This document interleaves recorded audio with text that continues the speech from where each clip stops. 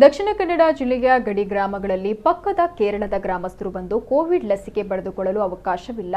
ನಮ್ಮ ಜಿಲ್ಲೆಯ ನಿವಾಸಿಗಳಿಗೆ ಮಾತ್ರ ಲಸಿಕೆ ನೀಡಬೇಕು ಅಂತ ಜಿಲ್ಲಾ ಕೋವಿಡ್ ಉಸ್ತುವಾರಿ ಸಚಿವ angara ಅಧಿಕಾರಿಗಳಿಗೆ ಸ್ಪಷ್ಟ ನಿರ್ದೇಶನ ನೀಡಿದ್ದಾರೆ.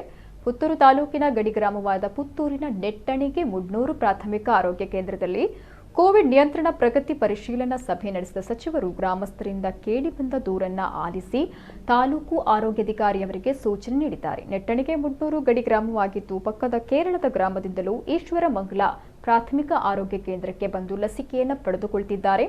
ಇದರಿಂದ ನಮ್ಮ ಗ್ರಾಮದವರಿಗೆ ಅಭಾವ ಉಂಟಾಗ್ತಾ ಇದೆ ಎಂದು ಗ್ರಾಮಸ್ಥರು ಆಪಾದಿಸಿದರು. ಈ ಸಂದರ್ಭ ಸಚಿವರು ಮಾತನಾಡಿ, ರಾಷ್ಟ್ರ ಮಟ್ಟದ ನೋಟದಲ್ಲಿ ಕರ್ನಾಟಕ, ಕೇರಳ ಎಲ್ಲವೂ ಒಂದೇ. ಕೋವಿಡ್ ನಿಯಂತ್ರಣಕ್ಕೆ ಸಂಬಂಧಪಟ್ಟಂತೆ ಆಯಾ ರಾಜ್ಯಗಳ ನೀತಿ ನಿರೂಪಣೆ ಪರಿಗಣನೆಗೆ ಬರುತ್ತೆ.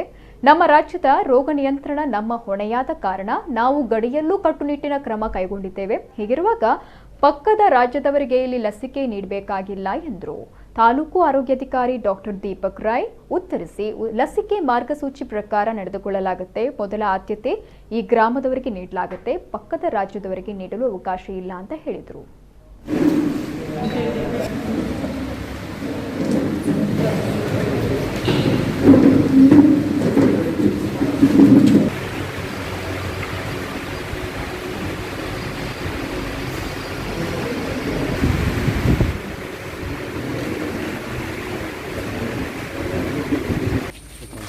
ಮಾಡೋದಿಲ್ಲ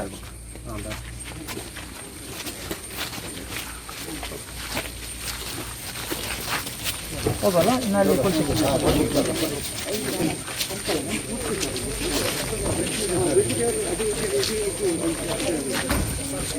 ತೆಗಿರಿ ನೀನು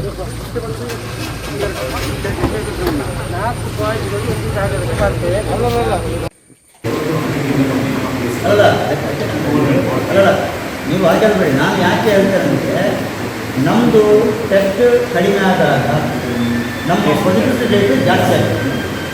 ಒಂದು ತಾಲೂಕಿನಲ್ಲಿ ಅಥವಾ ಒಂದು ಗ್ರಾಮದಲ್ಲಿ ಜಾಸ್ತಿ ಆದಾಗ ನಿಮ್ಮ ತಾಲೂಕಿಗೆ ಅದು ಟೋಟಲ್ ಆಯಿತು.